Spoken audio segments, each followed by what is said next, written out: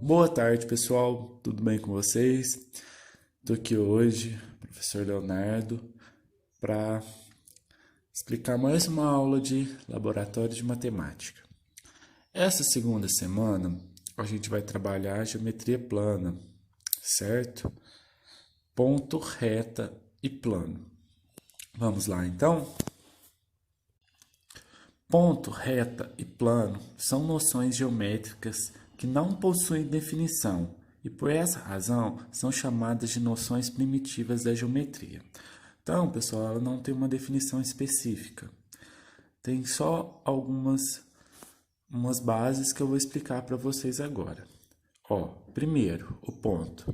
O ponto é a base de toda a geometria, pois é a partir de conjuntos deles que são formadas as figuras geométricas. Usualmente representamos o ponto como um pingo ou uma bolinha, mas é importante saber que isso apenas é uma representação geométrica. Os pontos são usados para representar locais no espaço. Como não possui tamanho ou forma, uma localização em algum espaço fica bem definida quando está em algum ponto. Assim, podemos representar um ponto da seguinte forma. Então, aqui a representação do nosso ponto. 2. Reta. Retas são um conjunto de pontos compreendidos como linhas infinitas que não fazem curvas. Então, uma reta são vários pontos infinitos que formam uma reta. Obviamente, são necessários infinitos pontos para construir uma reta, como eu disse.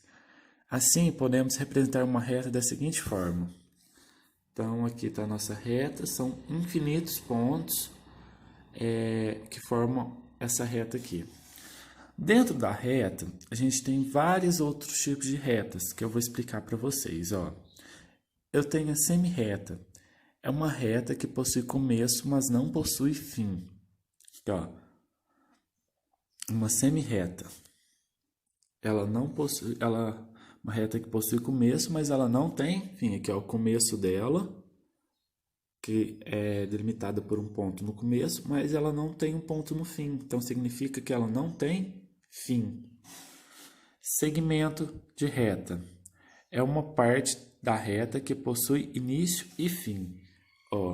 Ela tem dois pontos, um no início e um no final. Então ela tem começo e fim.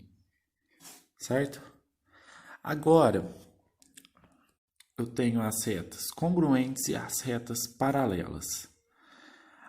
As retas concorrentes são duas retas que possuem apenas um ponto comum, elas possuem um ponto em comum, ou seja, elas se cruzam. Então aqui elas delimitam um ponto em comum. Já as retas paralelas, elas nunca se cruzam, elas sempre ficam uma do lado da outra. Então, retas concorrentes, duas retas concorrentes possuem apenas um ponto em comum. E retas paralelas não possuem ponto de intersecção ou um ponto em comum. Então, elas nunca se cruzam e elas não têm ponto em comum. Já as retas concorrentes, elas se cruzam e têm um ponto em comum. Um plano é um conjunto infinito e ilimitado de retas, todas enfileiradas.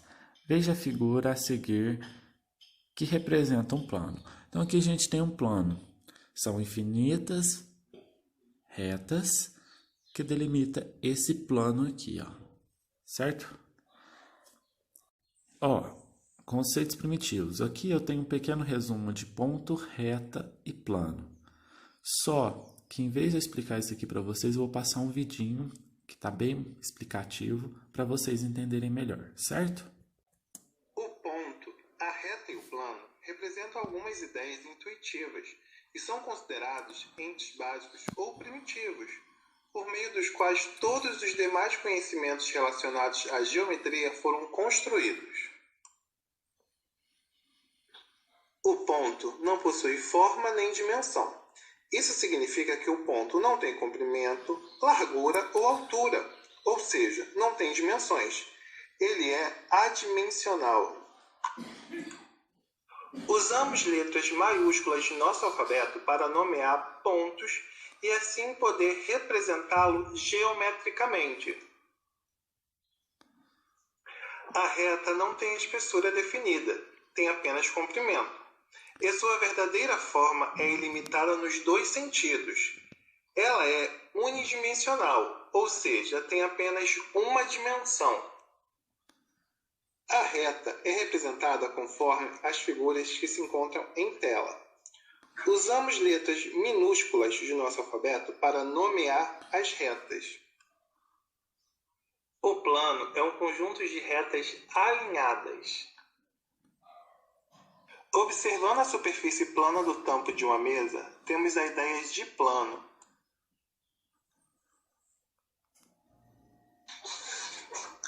O plano se estende infinitamente em todas as direções. Ele não tem fronteiras. Por ser ilimitado, é impossível desenhar completamente um plano. Por isso, apenas uma parte dele é reproduzida no papel. Ele pode ser representado assim. Usamos letras minúsculas do alfabeto grego para nomear planos. E é isso aí. Esse pequeno vídeo que eu mostrei para vocês resume então o que é ponto, reta e plano.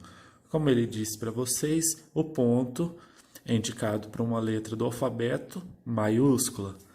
Reta, uma letra do alfabeto minúscula. Plano, uma letra minúscula grega, alfa, certo? Agora, vou explicar para vocês o que é um perímetro. Perímetro é a soma de todos os lados de uma figura geométrica, certo? Então aqui eu tenho um quadrado.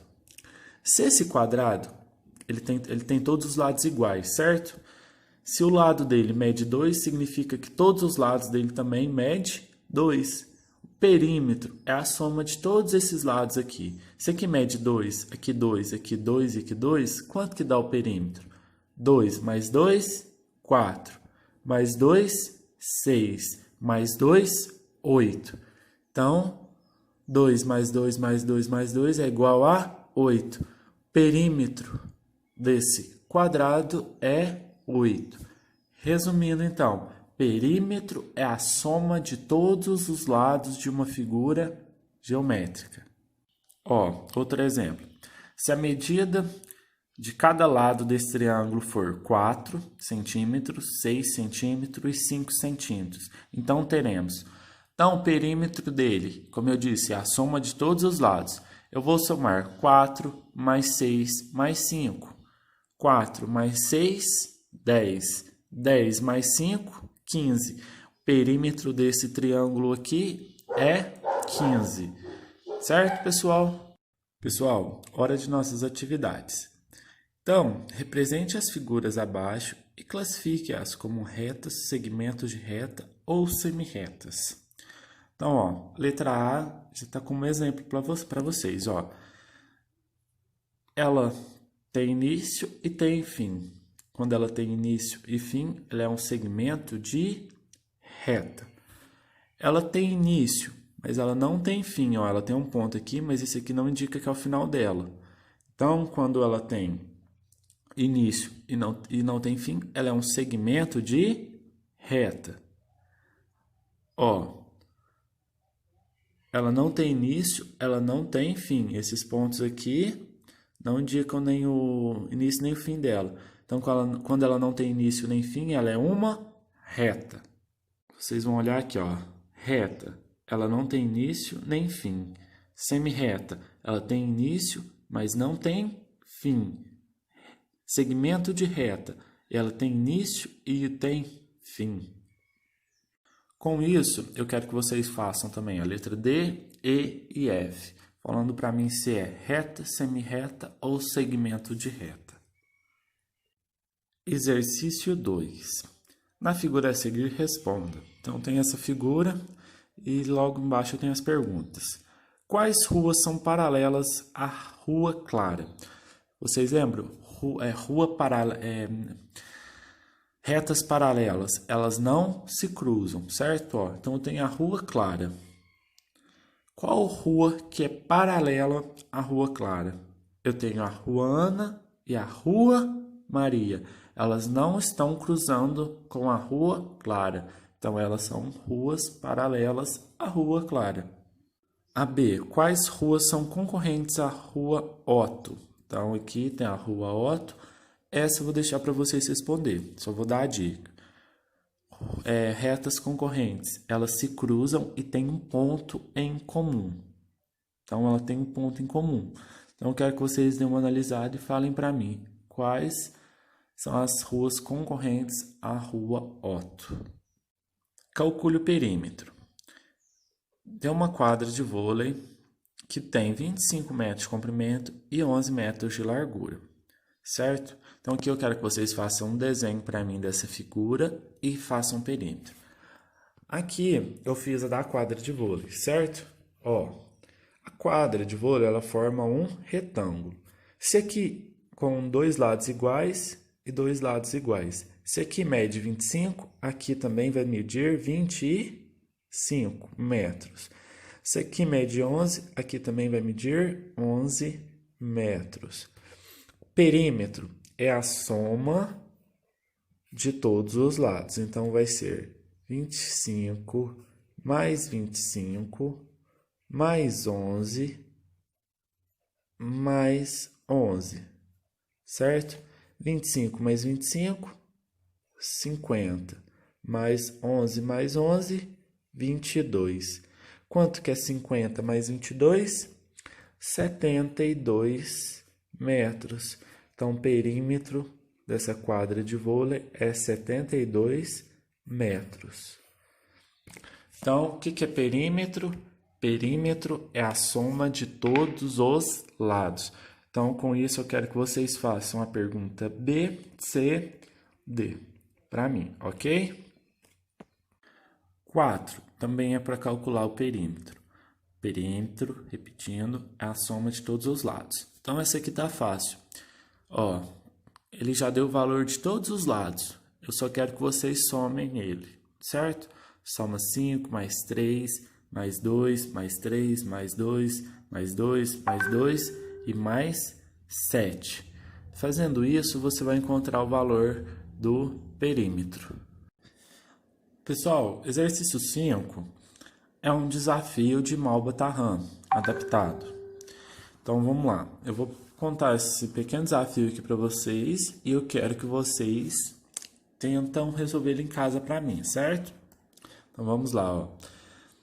3 amigos estavam em um bar e a conta tinha dado R$30, que foi paga com R$10 de cada. Porém, foram informados que o gerente do bar tinha se enganado e a despesa tinha sido de apenas R$25, sendo devolvidos R$5 de troco. Cada cliente tomou uma moeda de R$1 e deixaram R$2 de troco com o garçom. Então, dos 3, levantou a seguinte questão. Cada um de nós pagou R$10 e recebeu R$1 de volta. Logo, cada um pagou R$9.